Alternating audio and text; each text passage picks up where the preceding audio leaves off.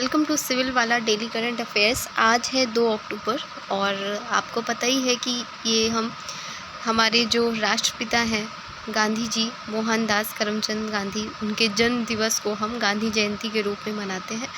और इसी के साथ ही हमें जो महात्मा गांधी से बहुत सारी चीज़ें हैं जो सीखने को मिलती हैं, तो उस पर हमें फोकस करना चाहिए कि कैसे उन्होंने अहिंसा का मार्ग अपनाया, कैसे दक्षिण अफ्रीका में और यहाँ पे भी चंपारण, अहमदाबाद, खेड़ा, जो वहाँ पे उन्होंने काम किया, उसे हमें हमेशा याद रखना चाहिए और जो भी उनकी शिक्षाएं हैं उन्हें अपने जीवन में उतारने की कोशिश करनी चाहिए। और जैसा कि आपने थंबनेल पे देखा होगा कि एक डीएम है बिहार के जमुई डिस्ट्रिक्ट की, उनके साथ में एक फ्रॉड जैसा हुआ है कि उनके नाम से, वो डिस्ट्रिक्ट मजिस्ट्रेट हैं और उनके नाम से एडिशनल डिस्ट्रिक्ट मजिस्ट्रेट जो एडीएम होते हैं उन्हें मैसेज किया गया कि रिश्वत जैसा कुछ था। तो ये केस काफ़ी न्यूज़ में था और एक डीएम की तरफ से एक एडीएम को मैसेज किया गया कि रिश्वत के लिए, तो ये केस काफ़ी अभी सुर्खियों में था। इससे हमें बस ये चीज़ें सीखनी है कि आप चाहे किस भी स्तर पे होंगे, फ्रॉड जैसी चीज़ें आजकल बहुत ज़्यादा हो रही हैं, तो हमें हर स्तर पे सावधान रहने की ज़रूरत है। भले आप एक ऊंची पोस्ट पे हों या एक नॉर्मल आप इंसान हैं, पर अपने आसपास जो भी चीज़ें हो रही हैं उन पे बहुत ज़्यादा ध्यान देने की ज़रूरत है। अवेयर रहिए, अपने लिए रहिए और दूसरों को भी अवेयर करते रहिए। और बहुत सारी चीज़ें ऐसी होती हैं जहाँ पे लोग दूसरों की इमेज को ख़राब करने के लिए भी करते हैं ऐसा, तो इसे ध्यान में ज़रूर रखिएगा। और ये अभी भी इम्पॉर्टेंट इसलिए है आपके लिए क्योंकि जब आप आगे जा कर के सिविल सर्वेंट बनेंगे तो अभी से आपको चीज़ें पता होनी चाहिए। तो अब शुरू करते हैं हम आज का डिस्कशन। सबसे पहले देखेंगे रिवीजन क्वेश्चन का आंसर। एंड्रो, जिसे हाल ही में सर्वश्रेष्ठ धरोहर पर्यटन गांव पुरस्कार 2024 से सम्मानित किया गया है, किस राज्य में स्थित है? तो Andro recently bagged best heritage tourism village award 2024 is located in which state? तो सही जो आंसर था वो हमारा था मणिपुर। हाल ही में किस अफ्रीकी देश ने मारबर्ग वायरस के प्रकोप की सूचना दी है? Which African country recently reported an outbreak of the Marburg virus? तो जो सही आंसर है वो है हमारा रवांडा। हाल ही में रवांडा में मारबर्ग वायरस के प्रकोप के कारण 6 लोगों की मृत्यु हुई है। मारबर्ग वायरस रोग MVD एक दुर्लभ लेकिन गंभीर रक्तस्रावी बुखार है जो मनुष्यों और प्राइमेट्स को प्रभावित करता है। MVD क्या है? मारबर्ग वायरस के कारण होता है, जो इबोला वायरस के समान है और दोनों ही फिलोविरिडे परिवार से हैं। तो इस तरीके से भी पूछा जा सकता है आपसे, तो ये याद रखिएगा। इस वायरस की पहचान पहली बार 1967 में जर्मनी के मारबर्ग में संक्रमित हरे बंदरों से हुई थी। अफ्रीकी फल चमगादड़ इस वायरस का प्राथमिक वाहक होता है। ये शरीर के तरल पदार्थों के सीधे संपर्क में फैलता है। तो ये आपसे पूछा जा सकता है कि मारबर्ग वायरस जो है वो न्यूज़ में था, वो किस देश में उसका आउटब्रेक हुआ है? तो याद रखिएगा ये हुआ है रवांडा में। नेक्स्ट हमारा क्वेश्चन है, हाल ही में चर्चा में आया कैनरी द्वीप समूह किस महासागर में स्थित है? Canary Island archipelago recently seen in news is located in which ocean? तो सही आंसर है हमारा अटलांटिक ओशन, अटलांटिक महासागर। स्पेन के कैनरी द्वीप के पास शरणार्थियों की नाव पलटने से 48 लोग लापता हो गए हैं। कैनरी द्वीप समूह अटलांटिक महासागर में स्थित है, जो मुख्य भूमि स्पेन से लगभग 1300 किलोमीटर दक्षिण में और मोरक्को से 115 किलोमीटर पश्चिम में है। आपको बस ये याद रखना है कि ये जो कैनरी द्वीप समूह है वो किस ओशन में से रिलेटेड है? तो अटलांटिक ओशन से रिलेटेड है।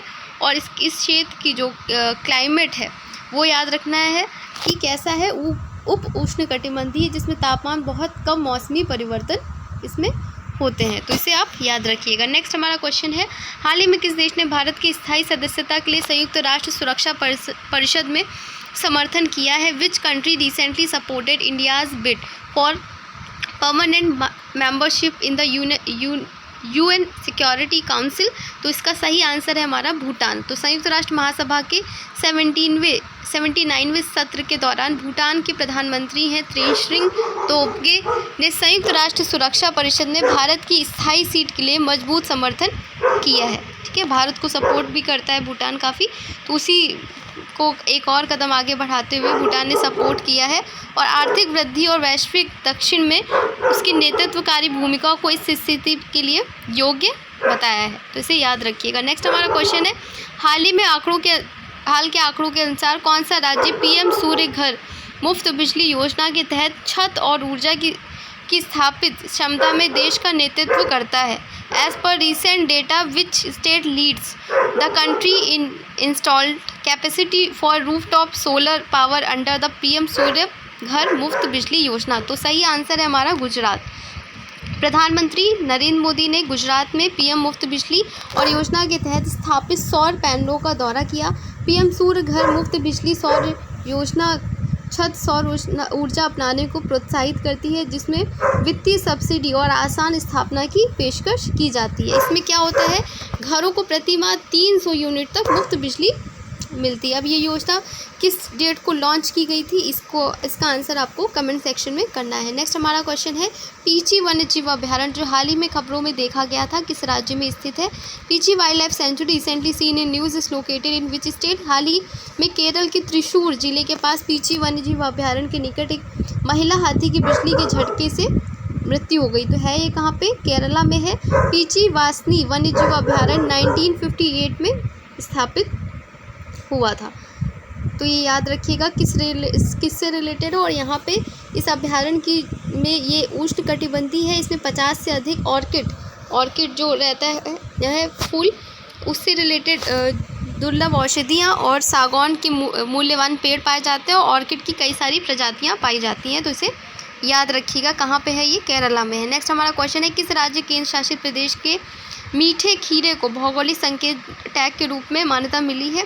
Which state UT sweet cucumber was awarded as a GI tag as an agriculture product under provision of the geographical indication of the good registration and production act 1999? तो ये है Naga cucumber from Nagaland, ठीक है, ये याद रखिएगा। मीठा खीरा कहाँ का है? नागालैंड का है। नागा ककड़ी नागालैंड से रिलेटेड है और ये 99 GI टैग अधिनियम 99 के तहत इसको मान्यता दी गई है, तो इसे आप याद रखिएगा। इसके अलावा जो तिरंगा बर्फ़ी है वो कहाँ, किस स्टेट से रिलेटेड है और किस स्टेट की किस डिस्ट्रिक्ट से रिलेटेड है, इसका आप कमेंट सेक्शन में आंसर करिएगा। नेक्स्ट हमारा क्वेश्चन है, किस देश के साथ भारत ने वाइड शिपिंग जानकारी के आदान प्रदान और समुद्री सुरक्षा सहयोग को बढ़ावा देने के लिए समझौते पर हस्ताक्षर किए हैं? तो ये भारत और ओमान के बीच में पैक्ट ये साइन हुआ है। भारत और ओमान ने 26 सितंबर को वाइड शिपिंग जानकारी के आदान प्रदान और समुद्री सुरक्षा सहयोग को बढ़ावा देने के लिए समझौते पर हस्ताक्षर किए हैं।